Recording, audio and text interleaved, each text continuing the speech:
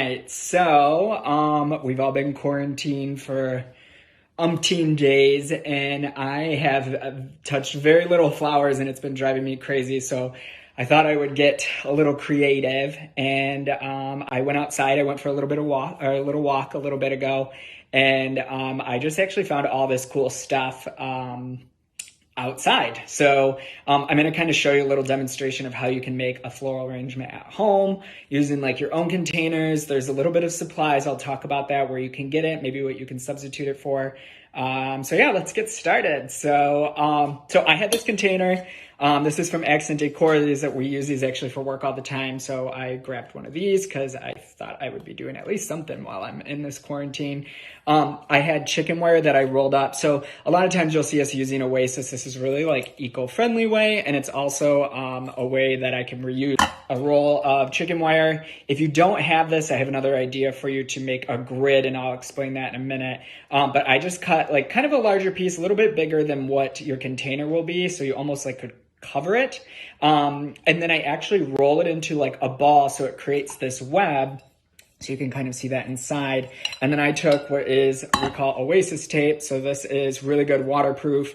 And we just did an X over it. And this kind of holds the chicken wire in place. And then you'll just fill it with water, of course. Don't fill it all the way up because you're going to be adding your stems in. And you can always adjust the amount of water once you're finished. So if you don't have any chicken wire, there is other wire that you could use that maybe if you could mix it up a little bit, put it inside. If that's not really anything, that you can do, you could take this tape and actually just create more of a grid on it, so that you'll just have a bunch of like little squares where you can poke in place. Really what this is all about is to keep the arrangement together. So then that way it's not falling apart in this big old bowl, because the stems will come out. So I'm going to fill this up, and then we'll get started.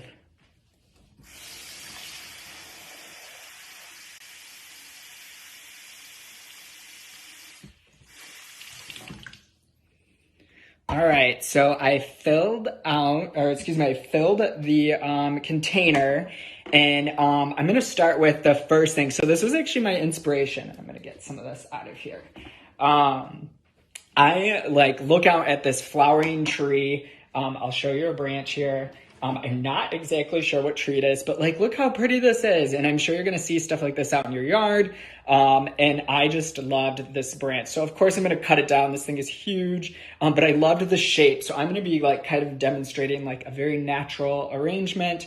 But you can reuse pieces of this. So I'm going to kind of cut it. If you can see, there's a good spot right here. And it has a nice long stem that I could literally pop right into my container here, and I'll just kind of get that in there. And you kind of want to make sure it's kind of in place, so when I move this around, it's not really moving. And I still have this piece left over, so of course I'm going to use it because we don't have a lot. And if you don't have any flowers or any kind of shrubbery around you, if you're going to the store, I'm not telling you to go out on a limb and go grab flowers. I heard that Trader Joe's and maybe a handful of grocery stores are doing some small wrapped bouquets. You can always start with that, which I think actually would be really fun. But don't go out just for that, obviously. Just if you're out getting groceries and you see some flowers and you want to get a little creative, pick a bouquet up or two, and you can start with that. But I actually had fun. I took a little walk earlier, and I found all this outside, just so I thought it was really fun. So I'm just going to add that other piece arrangement when I'm done. So I'm going to add a few more of these, and I grabbed a ton of them just so I can obviously play with them a little bit. And again, I'm just going to kind of curve them inside. I'm really looking for this organic shape, almost like it's spreading out. Just, I think it'd be really pretty. And again, as you're adding those stems in, it's going to create more of a web. So then that way it'll just kind of give you an easier way to put the stems in. So I will go through that.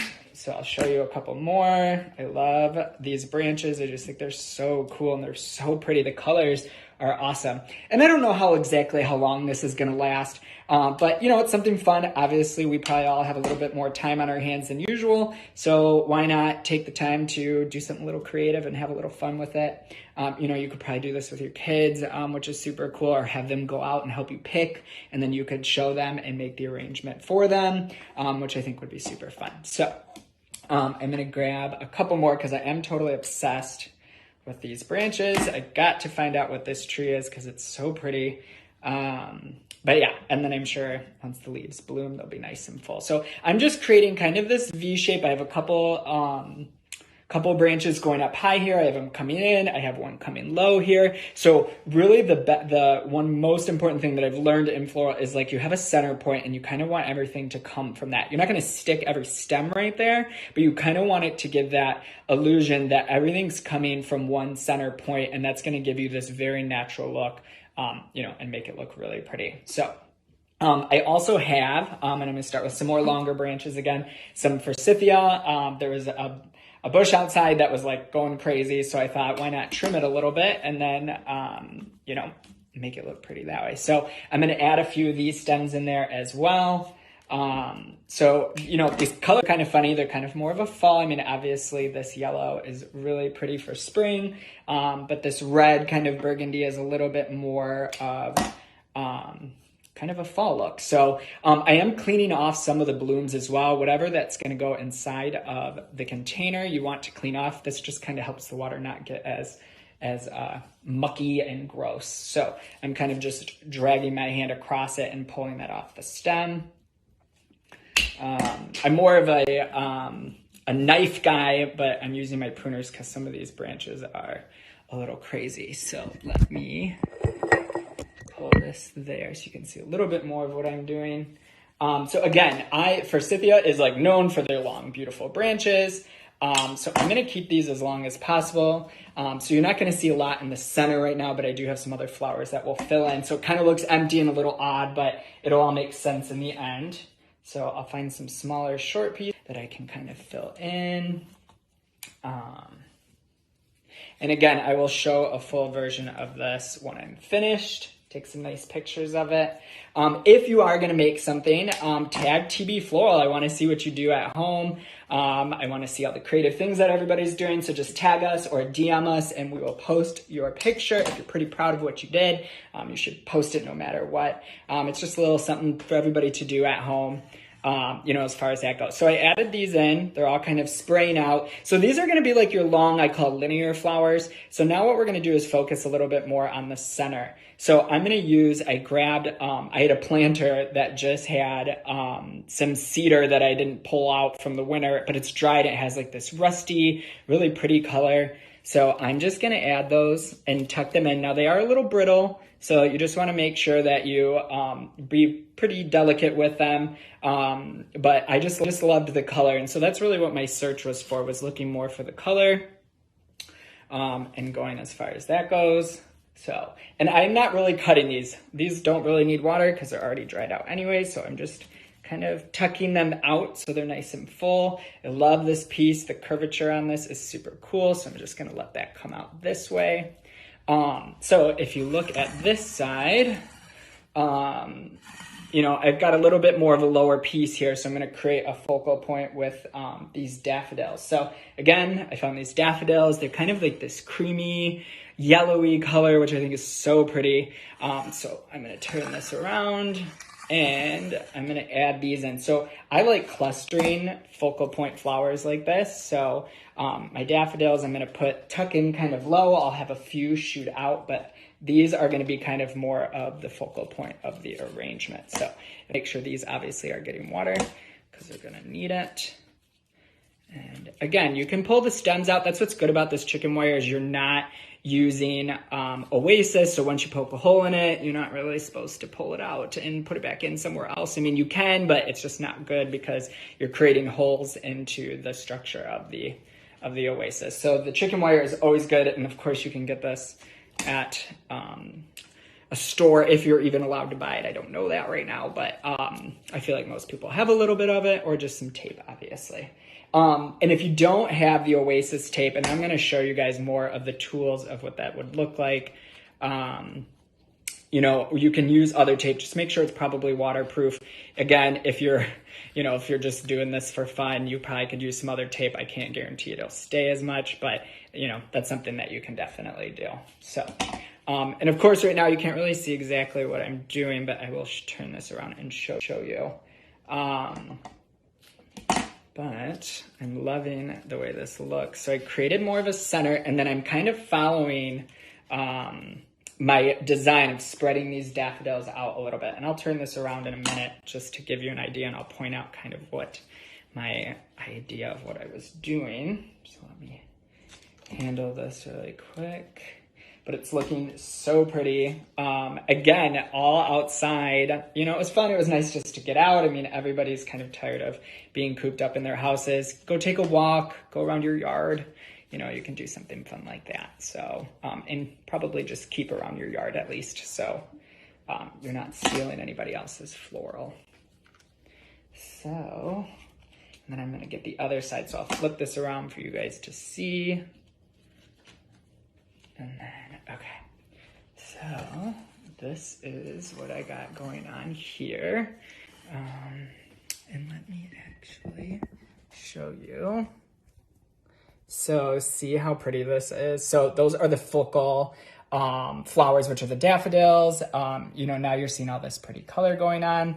So let me finish this up and I'll give you guys like a full look of it. So I want to do an all the way around arrangement. So, you know, if I'm going to put this on my dining room table or something, you know, you kind of want to make sure you're covering all sides as far as that goes. So, all right. But so far, loving this. And make sure all your stems, I just found a stem that was not in the pot. You want to make sure all of these get inside so that they're getting the amount of water that they need, and then that way it lasts. So it doesn't, you know, wilt over quickly if they're not in water.